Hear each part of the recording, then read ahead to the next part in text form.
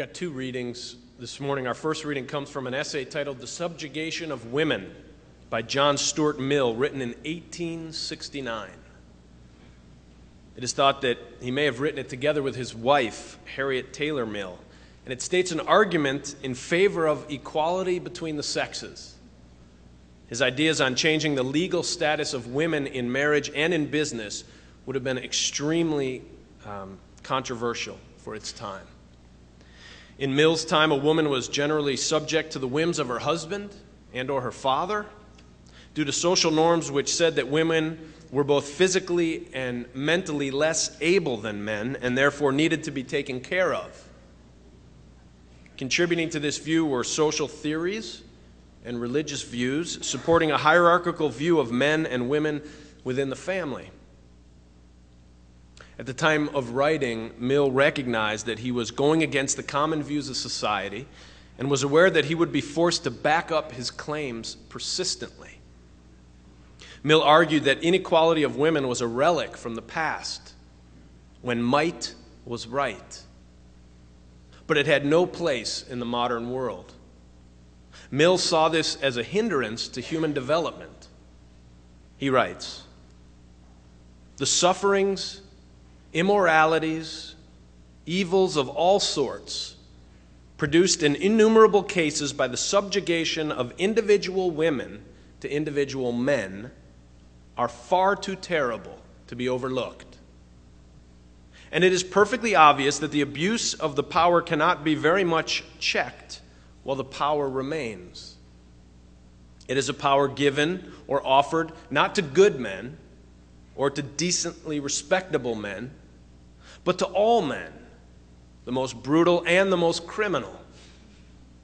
The law of servitude in marriage is a monstrous contradiction to all the principles of the modern world. It is the sole case, now that slavery has been abolished, in which a human being in the plenitude of every faculty is delivered up to the tender mercies of another human being, in the hope, forsooth, that this other will use the power solely for the good of the person subjected to it. Marriage is the only actual bondage known to our law. There remain no legal slaves except the mistress of every house."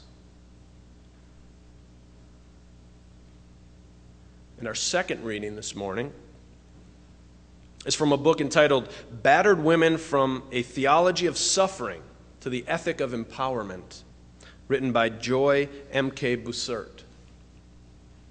She writes, "In a culture and in a church where people are already experiencing the changing roles of women and men, where people are asking what it means to be masculine or feminine, and how to live out who we are in church, in society, and in the home.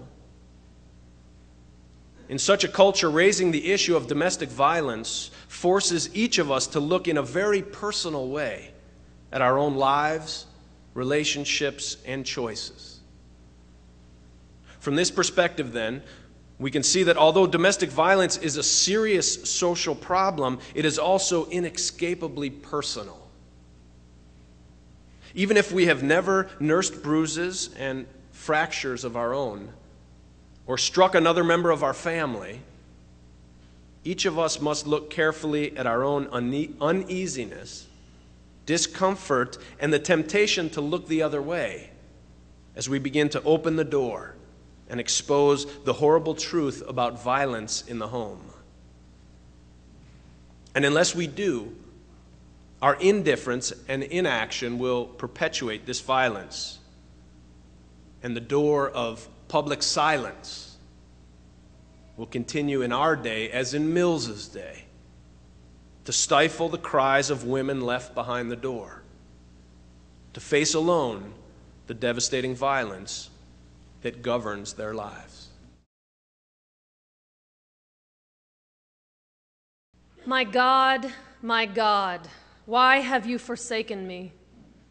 Why are you so far from saving me, so far from the words of my groaning? Oh my God, I cry out by day, but you do not answer. By night, and I am not silent. Do you hear? Do you hear? Behind the doors of millions of homes across this nation, 2,000 to 4,000 women a year are murdered, and another 2 to 4 million are injured as the result of domestic violence. Nearly 1 in 3 American women between the ages of 18 and 65 have experienced domestic abuse. In spite of their educational background, their ethnicity or immigration status, or their financial situation. 1 in 3. Behind the doors of homes in this country, domestic battery is estimated to occur every 9 seconds. And it is a leading cause of emergency room visits for women. I speak of women intentionally in this case because statistics show that 95% of victims are women and 95% of abusers are men. Although same-sex partner domestic violence is far from unheard of. The problem with statistics about this issue is that even though voices through the ages have been speaking out against violence in the home for over 100 years, some victims never speak out, and some abusers never seek help. The most alarming statistic for me is that 1 in 4 women and 1 in 12 men in the pew have experienced domestic violence, and their abuser is likely to be sitting next to them. People who claim to be living lives of faith, lives of integrity. These abusers are often good providers, charming, sober, and respected in their community and their congregations. Behind closed doors, however, they are controlling, extremely jealous, and threatening. Many identified abusers have witnessed domestic violence themselves as children and are part of a cycle of generation to generation transmitted violence that permeates our culture. I have not included here any statistics of the children who are either direct victims or witnesses to this abuse. It's all pretty hard to swallow, and it's really difficult to talk about for everyone. Domestic violence is most often defined as violence between intimate partners, but this definition ignores the family system. Everyone in the family is affected by domestic violence.